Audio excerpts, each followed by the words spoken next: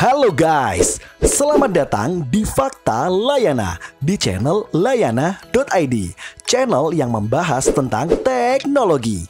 Tapi sebelum masuk ke pembahasan kali ini, jangan lupa like dan subscribe.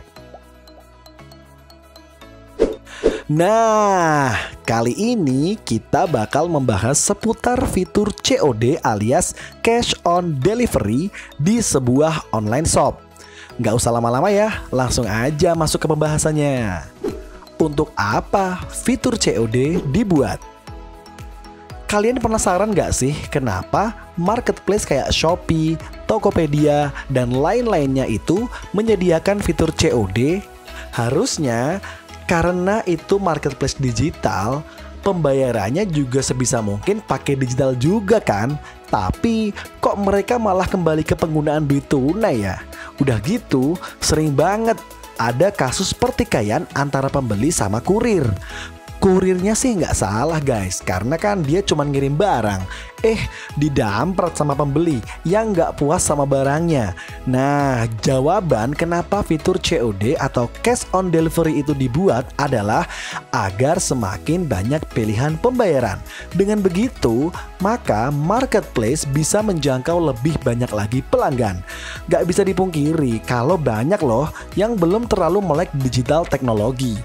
Nah, buat memudahkan mereka yang nggak terlalu ngerti, itulah fitur COD dibuat. Dengan begitu, maka potensi barang dagangan terjual juga semakin gede. Selain itu, sistem COD juga melindungi pembeli dari barang abal-abal dan nggak berkualitas guys. Soalnya, emang banyak banget penjual abal-abal yang meresahkan di berbagai marketplace. Pembeli bisa komplain dan mengajukan refund kalau melihat barang yang dibelinya nggak sesuai sama yang dipesan. Komplainnya bisa lewat marketplace tempat beli barang. Nah, ini nih yang masih belum dipahami banyak orang. Biasanya kalau barang nggak sesuai, mereka komplainnya malah sama kurir. Yang jadi korban justru kurir yang nggak tahu apa-apa. Nah, tapi kalian penasaran nggak sih sebenarnya gimana alur transaksi COD ini terjadi? Langsung aja yuk masuk ke bagian berikutnya. Sistem transaksi COD. Untuk memahaminya, kita harus melihat dari 3 sisi guys. Sisi pembeli, penjual, dan tentu saja kurir. Oke, mari kita masuk ke sisi pertama. Dari sisi pembeli, dia bisa langsung check out barang yang mau dibeli dan pilih metode COD. Lalu kalau barang udah sampai, barulah kita membayar harganya ke kurir. Kalau udah bayar, barulah bisa melakukan unboxing. Kalau barang nggak sesuai pesanan, bisa langsung mengajukan komplain lewat marketplace-nya. Kemudian dari sisi penjual, pasti banyak yang bingung kalau pakai sistem COD. Duitnya masuk kemana? Sebenarnya jawabannya simple guys. Penjual nggak usah musingin ngambil duitnya gimana. Soalnya dari marketplace itu sendiri yang bakal ngasih duitnya langsung ke akun seller. Jadi mau pakai metode pembayaran apa saja, sebenarnya nggak ngefek ke proses transfer saldo ke seller. Nah, kemudian dari sisi kurir, kurir mengantarkan barang ke pembeli kemudian menerima uang dari pembeli. Dan selain itu, uang akan diserahkan ke pihak logistik terkait. Perusahaan logistik kemudian mengirimkan jumlah uang hasil COD tersebut ke akun penjual atau pemasok tepat waktu setelah dikurangi biaya penanganan. Kelebihan dan kekurangan fitur COD. Kelebihan maupun kekurangan COD juga bisa dibagi menjadi 3 sisi: pembeli, penjual, dan kurir. Bagi pembeli, bayar dengan uang cash saat barang tiba itu jauh lebih aman. Selain itu, tentu aja lebih simpel karena nggak harus top up ke sana sini. Pembeli juga bisa langsung ngecek kualitas barang tersebut. Tapi kekurangan di sisi pembeli adalah kalau mau komplain barang harus lewat marketplace-nya dan nunggu lama biar komplainnya diproses. Sebenarnya sama aja kayak proses komplain pembelian pakai pembayaran metode dimanapun. Tapi itu artinya nggak sesuai dong dengan tujuan sistem COD yang mencoba menggapai masyarakat yang kurang melek teknologi.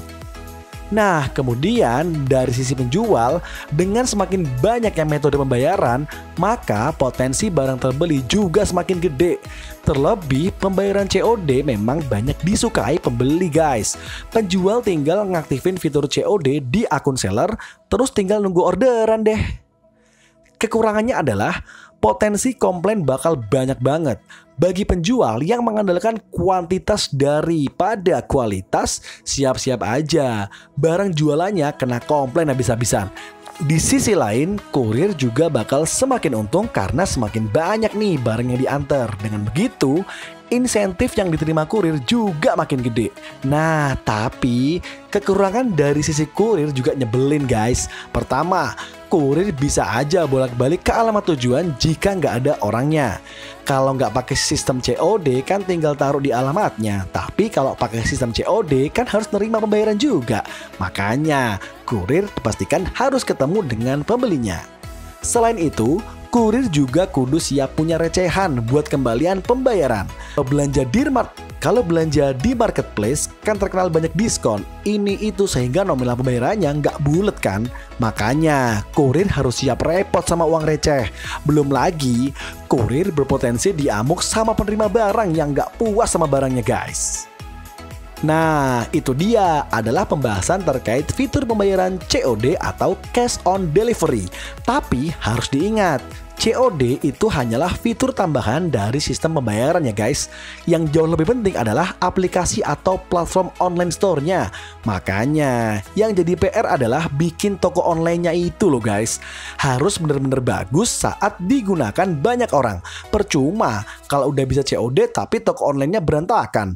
Nah makanya serahkan aja urusan pembuatan toko online sekaligus setting payment gateway-nya ke Layana.id. Layana.id adalah perusahaan konsultan IT profesional berbasis di Yogyakarta yang akan membantumu membuat aplikasi Android dan iOS serta mobile apps. Selain itu, kami juga membantu mendigitalisasi bisnis mulai dari digital planning, UX research, UI design, pembuatan logo brand, pembuatan website, pengembangan aplikasi mobile member, hingga promosi bisnis secara digital, SEO, atau Google Ads. Konsultasikan ide bisnismu dan dapatkan solusi digital terbaik. Tim IT kami akan membuat idemu menjadi nyata. Sekian dulu video kali ini. Jangan lupa untuk subscribe dan aktifkan notifikasi channel Layana.id biar nggak ketinggalan video keren berikutnya. Sampai jumpa di episode mendatang ya guys.